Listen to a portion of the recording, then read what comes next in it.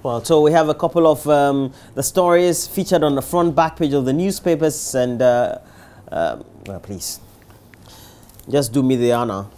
We'll start off with the Ghanaian Times newspaper. 28,000 courts in double registration, according to the Electoral Commission. Government lauded for infrastructural development in Eastern Region. Justice Heward Mills dismissed.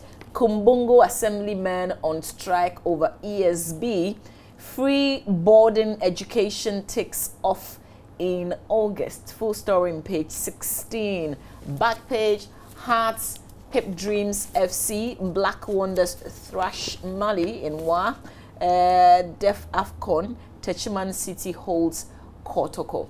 Okay, let's go back to the front page and let's start with a bit of details with the 28,000 courts in double registration story in the Ghanaian Times newspaper on page 17.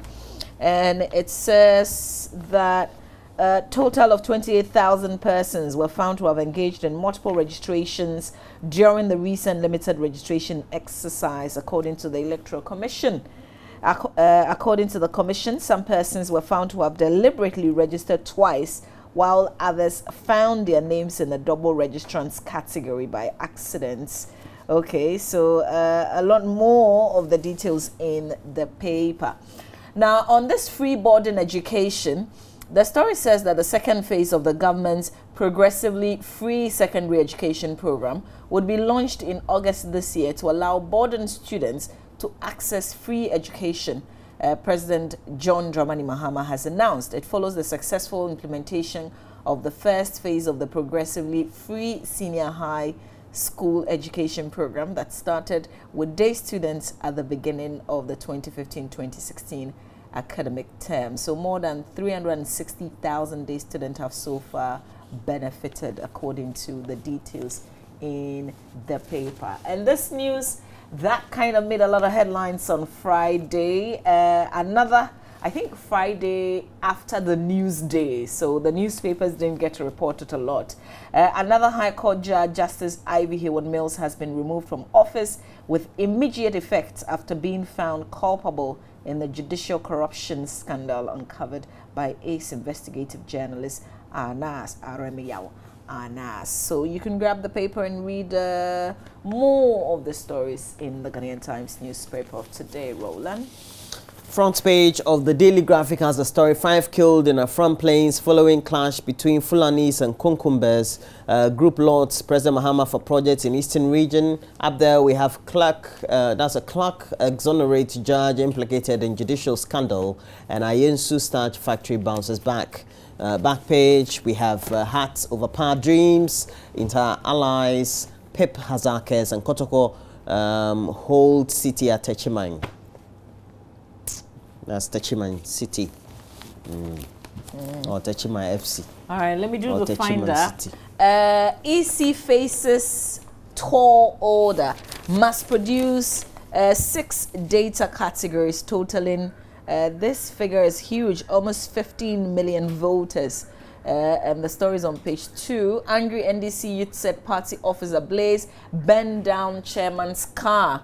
EC is ready for 2016 polls, according to Mr. Amadou Sule. So we'll get into some of the details. We start off with this EC story on page 2. Story says that as the Electoral Commission compiles names of National Health Insurance Card registrants to be submitted to the Supreme Court on Wednesday, it risks further legal challenges if it presents that information in isolation. Some Ghanaians are likely to make a formal request for the EC to provide them with a current register, as well as over 14 million Form 1A to enable them validate the EC's compiled lists. So in the event that the EC declines the request, they may sue the EC on grounds of right to information, which is likely to further delay this year's elections. We've got like barely 5 months to the elections, and we've got so many technical issues to deal with. Yeah, to deal with lots of things. Roland, I saw the story on my Joe Online. It's in the paper. Let me brush through. It says that some angry youth of the National Democratic Congress in the Wa West constituency in the Upper West region have set parts of the party's office in the constituency on fire. The angry party members also burnt down a vehicle belonging to the constituency chairman. The youth were protesting the failure of President John Mahama to nominate their favorite person for the position of DCE in the area. Is this how you react to something like that? By burning the chairman's vehicle and part of the office? So it means that if he was in a car, he could have been burnt to death? I know this is a criminal issue. It's not a party issue at all. It's criminal. I hope they take some serious action against those party activists, because it doesn't matter whether you're a party in power or not. Wrong is wrong. Yeah. Crime is crime. Yeah. All right.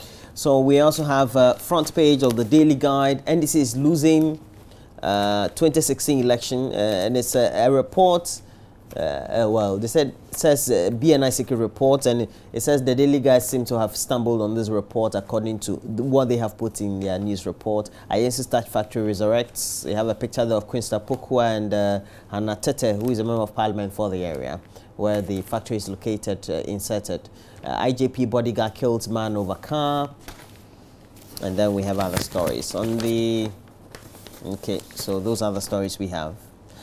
Scotland could veto Brexit. That's the first Prime Minister of Scotland, Nicola, I hope I'm pronouncing it, the Scottish, their pronunciations are different, they and the Irish, Sturgeon, has vowed to protect Scotland against the devastating fallout of Brexit, and hinted the government may use legal means to try to block Britain's departure from the European Union. If you're getting some negative feedback from your Digibox, please make sure you don't tamper with the box, because it's a technical anomaly we're rectifying. So just want to run that by you, by the way.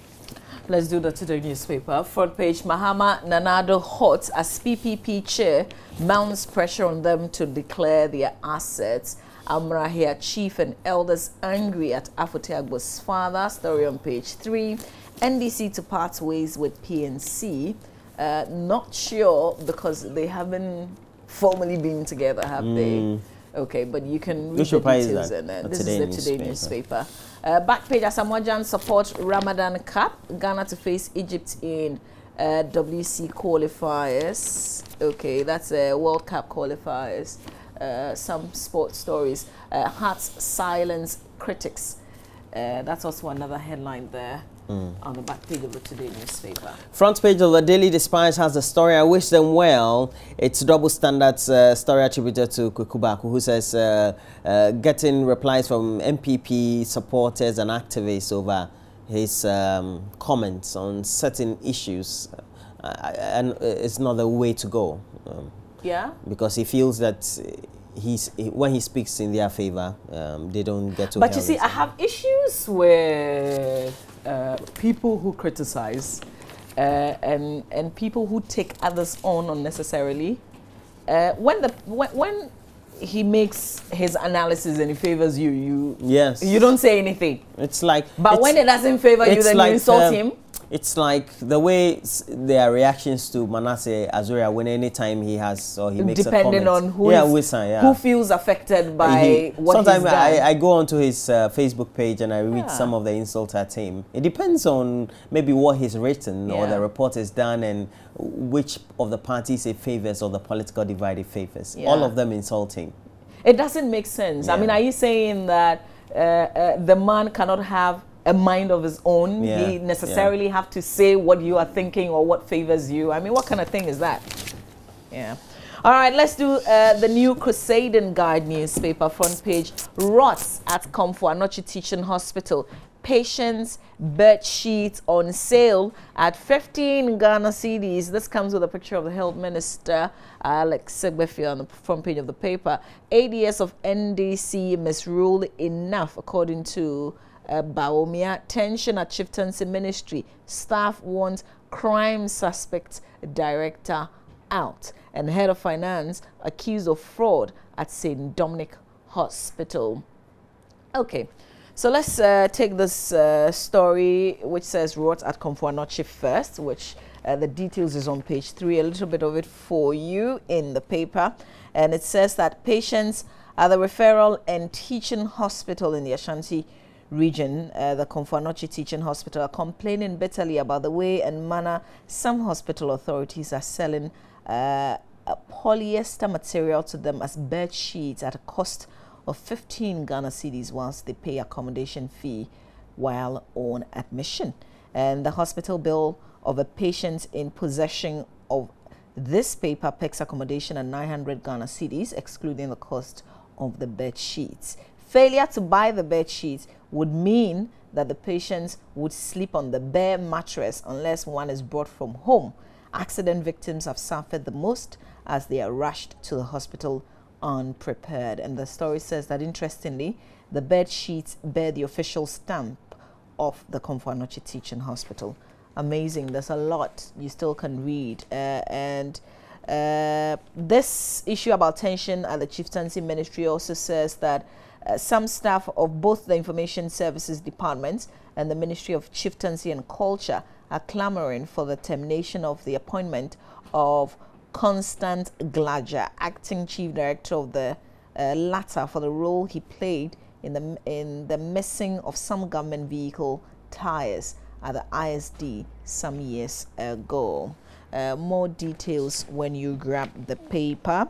And then, okay, well, you can read a lot more of the stories in the New Crusading Guide newspaper. Let's do some business, the Business and Financial Times, to wrap up on the papers. Energy dealers face credit squeeze as NPLs hit 6-year high. Revived Ayensu starch factory reopened. These are some of the headlines. Back page. Amemfiman Rural Bank backs 5 million Ghana cedis profit. Congratulations to them. Prestige Capital trains corporate clients.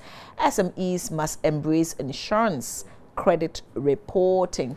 That's it for the Business and Financial Times. That will be it for the newspapers. Let's get on to myjoyonline.com and see what's trending.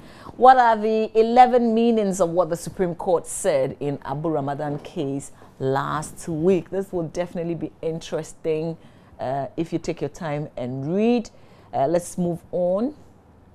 Lionel Messi retires from international football. Has he? Argentina and Barcelona forward Lionel Messi, 29, announced his retirement from international football after missing a penalty. Premature. Oh gosh, after missing a penalty in the final of the Copa America. Does he know how many times he's made people cry?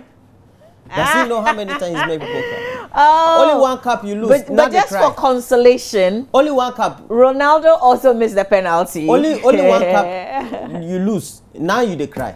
But he'll come back. I'm not sure this is like, because he's only 29. But I heard they didn't even allow him to play. Like, the people were on him so much. No, but if you are Messi, you won't be allowed to play. But Messi shouldn't retire from international football. I don't know. Is it that they play the club football so much that they get tired when they have international assignments? Messi now as an international is somewhere. You know, I don't know. I watched Diego Maradona, his country's compatriot, who people always try to make a comparison to Messi. Yeah. And well, right now, if you ask football fans, they'll say Messi is the best. But it's because they've seen Messi. You see, Maradona is like a fighter on the field and off the field. So he, just like the way Ferguson and Mourinho will fight with the press, that's how he is. So he kind of does a certain psychological. But Messi doesn't like talking. He's just there, but he will just be playing and be winning or everything. But sometimes in South America, like you need some kind of in South America, you need somebody. In South America, those things don't matter. It's like in Africa. Ghana goes to meet Nigeria, and it doesn't matter the form. Yeah. And it doesn't matter Argentina's form against Chile. I don't know, but sometimes some of the world in the club football, you see that they're really good players, but when they play for their countries, when they have international, and it's also because the setup of the clubs are different. The clubs buy the best and fit them together, based on a philosophy of the club. But the national team has to take the best of the country, not the best of what they can find on the market. Okay, so this is my little mind. I mean, I watch football, I like football, but I'm not as good with it like you, for instance. But I don't see the Germany team, like the German national team is like a club team. You get what I mean? It's just like the Spanish national team as well. Sure. I don't know if it's because they have a lot of... It's also because they are based a lot more in Germany. Okay. Yeah, or not or not very much far apart. Okay. So that kind of help the cohesion as well. The Europeans are very good at it, because at the time when Brazil and Argentina were reigning, many of the times you had a lot more of the local component of the team being there. They play the same league, they kind of play together, even though in different teams and that kind of thing. But it's not that anymore. The money is in Europe, and all of them have to be in Europe. And so when they come, they become disjointed. And especially when the international calendar also is very much packed, just like the club calendar. By the time they go the off season and they have to play some of these tournaments, they're so tired. It's true. For example, in the Euros, you have Cristiano Ronaldo not doing too well. But he's a gentleman who scored over how many goals? Over 50 goals. Just the last season. I think and people say that he's old. It's not because he's old. He may be tired. You know, I've been hard on him, but watching him play again, especially in the last game, I felt, okay, well, give the guy a break, because he played. He is one guy who is put on the field a lot of the times. And he's so dedicated to his physique, and because you never know that he's 31 years, and he's so dedicated to his work. He plays like a 28-year-old or something. He has a lot of. Okay, but whatever you do, Messi, don't go. We have no difficulty compiling NHIS cadres according to the Electoral Commission. So the EC. Fred, please come back. The EC has discredited claims that it cannot comply with the orders of the Supreme Court asking for a list of persons who registered with the NHIS card. That deadline, we know, is this Wednesday. All eyes are on the Electoral Commission. We'll see whether they do it or not. I've been hearing something, particularly from the group led My Vote Counts Alliance. You know, David Asante says that if I know that I registered with the NHIS card, and that list comes out from the Electoral Commission and my name is not in that list, then there's a problem. We'll see how that goes. The argument, they are basing that very argument on a certain premise. Because they said the lawyers for Abu Ramadan, etc., had met the Electoral Commission. And according to what the sources are from both sides, the Electoral Commission had told them that they didn't have the list. And indeed, I don't know, somehow an audio leaked out from that very conversation. That very meeting they had.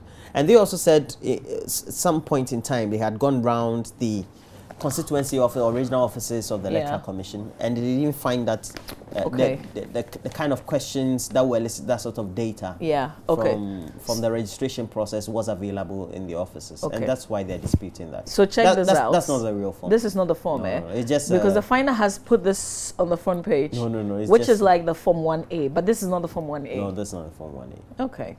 Because on this table, if you can see it, my cameraman is working on it, so you can take a look at what I see. No, it's not. You find that it says ID used, or would this be in the new CI?